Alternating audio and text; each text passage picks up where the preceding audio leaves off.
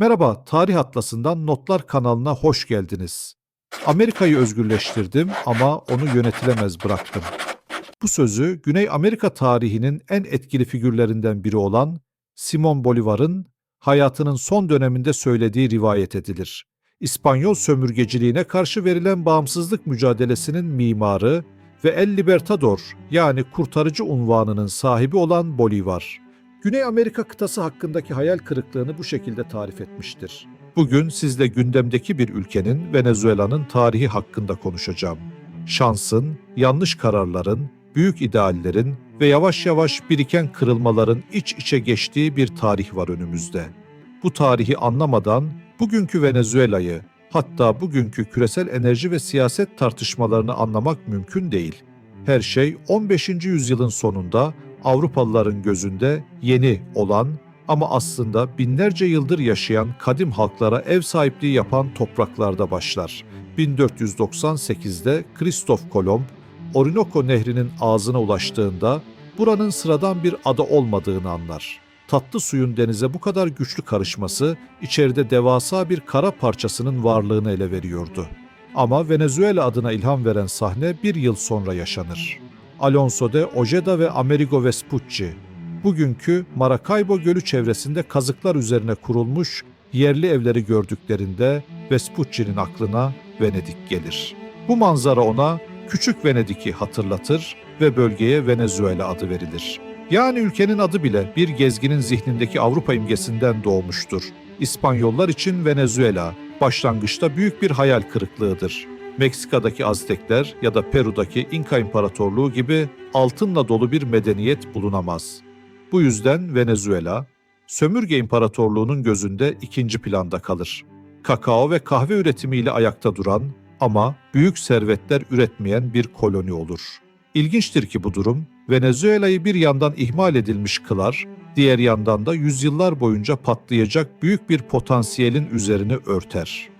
19. yüzyılın başında Latin Amerika'yı kasıp kavuran bağımsızlık rüzgarı Venezuela'ya da ulaşır. Bu dönemin en merkezi figürü sadece Venezuela'nın değil, tüm kıtanın kaderini etkilemiş bir isimdir: Simón Bolívar. Bolívar'ın hayali bugün bize bile iddialı gelen bir projedir. O, parçalanmış küçük devletler yerine birleşmiş, güçlü ve bağımsız bir Latin Amerika ister. Venezuela, Kolombiya, Ekvador ve daha fazlasını kapsayan Gran Kolombiya fikri işte bu hayalin ürünüdür. Ancak tarih çoğu zaman ideallerle değil, çıkarlarla yazılır. Bölgesel elitler gücü paylaşmak istemez, yerel kimlikler ağır basar ve Bolívar'ın büyük rüyası kısa sürede dağılır. Hayatının son döneminde söylediği düşünülen, "Amerika'yı özgürleştirdim ama onu yönetilemez bıraktım" sözü Venezuela tarihinin adeta bir kehaneti gibidir. Bağımsızlık sonrası Venezuela, uzun yıllar askeri liderlerin ve güçlü adamların yönettiği bir ülke olur. Bu Caudillo dönemi istikrarsız ama tanıdık bir Latin Amerika hikayesidir. Ancak 20. yüzyılın başında yaşanan bir keşif, Venezuela'nın kaderini kökten değiştirir. 1914'te Menegrande'de petrol fışkırır. O ana kadar tarım ürünleriyle ayakta duran Venezuela, bir anda dünyanın en büyük enerji kaynaklarından birinin üzerinde oturduğunu fark eder. 1920'li yıllarda Venezuela, ABD'nin en önemli petrol tedarikçilerinden biri haline gelir. Caracas hızla modernleşir, otoyollar yapılır, gökdelenler yükselir. Latin Amerika'nın pek çok yerinde yoksulluk varken, Venezuela'da refah görüntüsü vardır. Ama bu refahın altında sessiz ve derinden bir tehlike büyümektedir. Petrol, ülkeye kolay para getirir. Kolay para ise zor kararları erteler. Tarım ihmal edilir, sanayi gelişmez, vergi sistemi zayıf kalır. Devlet neredeyse her şeyi petrolden gelen gelirle finanse etmeye alışır.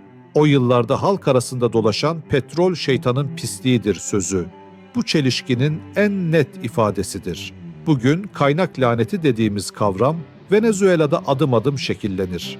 1950'ler ve 60'lar Venezuela için altın çağı gibi anlatılır. Kişi başına düşen gelir bazı Avrupa ülkeleriyle yarışır. Caracas, Latin Amerika'nın Paris'i olarak anılır. Ancak bu parlak vitrin derin eşitsizlikleri gizler. Şehir merkezlerinde lüks artarken kenar mahallelerde yoksulluk birikir. Devlet, petrol fiyatları yüksek olduğu sürece bu sorunları görmezden gelir. Ama petrol fiyatları düştüğünde sistemin ne kadar kırılgan olduğu ortaya çıkar. 1989'da yaşanan Çarakazo olayları bu kırılmanın açık bir patlamasıdır. Zamlar ve kemer sıkma politikaları sokaklarda büyük protestolara yol açar. Resmi rakamlara göre yüzlerce, gayri resmi kaynaklara göre binlerce insan hayatını kaybeder. Bu olay, Venezuela halkının devlete ve geleneksel siyasi elitlere olan güvenini derinden sarsar. İşte tam bu atmosferde daha önce başarısız bir darbe girişimiyle tanınan bir asker sahneye çıkar. Hugo Chávez. Chávez, klasik bir siyasetçi değildir. Kendini halkın içinden gelen, sistemi sarsacak bir figür olarak sunar. 1992'deki başarısız darbe girişiminden sonra televizyonda yaptığı kısa konuşmada söylediği "Pora hora", yani "şimdilik başaramadık" sözü onu bir anda sembole dönüştürür. Seçimle iktidara geldiğinde petrol gelirlerini yoksullara dağıtan geniş sosyal programlar başlatır. İlk yıllarda yoksulluk gerçekten azalır, sağlık ve eğitim hizmetleri yaygınlaşır. Bu dönemde ABD ile ilişkiler de giderek gerilir. Chávez, Washington'a açıkça meydan okuyan, çok kutuplu bir dünyayı savunan bir liderdir. Ancak Venezuela tarihinin tanıdık döngüsü burada tekrar eder.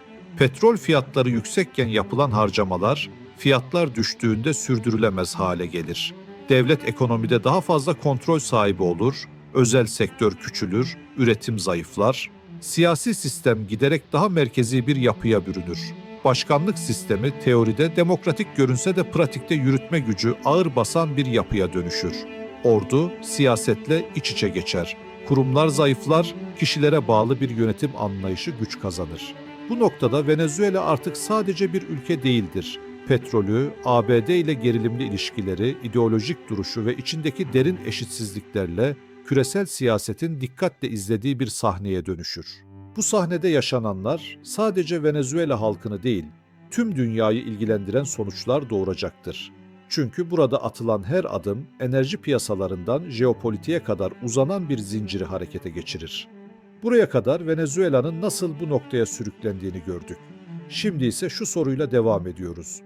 Bu kırılgan yapı nasıl oldu da dünyanın en tehlikeli jeopolitik dosyalarından birine dönüştü? Hugo Chávez'in ölümünden sonra iktidara gelen isim, çoğu kişinin hala tam olarak kim olduğunu anlamakta zorlandığı bir figürdü. Nicolás Maduro. Eski bir otobüs şoförü, sendikacı ve Dışişleri Bakanıydı. Chávez'in karizmasıyla kıyaslandığında sönük bulunuyordu. Ama Venezuela tarihinde önemli olan çoğu zaman karizma değil, devlet aygıtını kim kontrol ediyor sorusudur. Maduro'nun iktidara gelişi başından itibaren tartışmalıydı. Seçimler uluslararası gözlemciler tarafından sık sık eleştirildi, muhalefet bastırıldı, parlamentonun etkisi zayıflatıldı. Zamanla Venezuela'daki yönetim modeli klasik bir başkanlık sisteminden uzaklaşıp aşırı merkezileşmiş, güvenlik ve ordu destekli bir yapıya dönüştü. Devletin neredeyse tüm kritik kurumları yürütmeye bağlandı. Bu durum Batı dünyasında Maduro'nun meşruiyetini sürekli tartışmalı hale getirdi. İşte bu noktada Venezuela-ABD ilişkileri açık bir çatışma evresine girdi. Washington, Maduro yönetimini yalnızca otoriter olmakla değil, çok daha ağır suçlarla itham etti. ABD Adalet Bakanlığı tarafından yayımlanan belgelerde Venezuela yönetiminin üst düzey isimleri için narco state, yani uyuşturucu trafiğiyle iç içe geçmiş devlet suçlamaları yer aldı. Maduro'nun başına ödül konulduğu iddiaları modern diplomaside nadir görülen bir adımdı. Bu artık meselenin ideolojik bir anlaşmazlık olmaktan çıkıp doğrudan rejim hedefli bir çatışmaya dönüştüğünü gösteriyordu. Uyuşturucu meselesi burada kritik bir yer tutuyor. Venezuela'nın coğrafi konumu, onu Güney Amerika'daki kokain rotaları açısından stratejik bir geçiş noktası haline getiriyor. Kolombiya'dan çıkan uyuşturucunun Karayipler üzerinden Orta Amerika ve ABD'ye ulaşmasında Venezuela'nın adı sıkça anılıyor.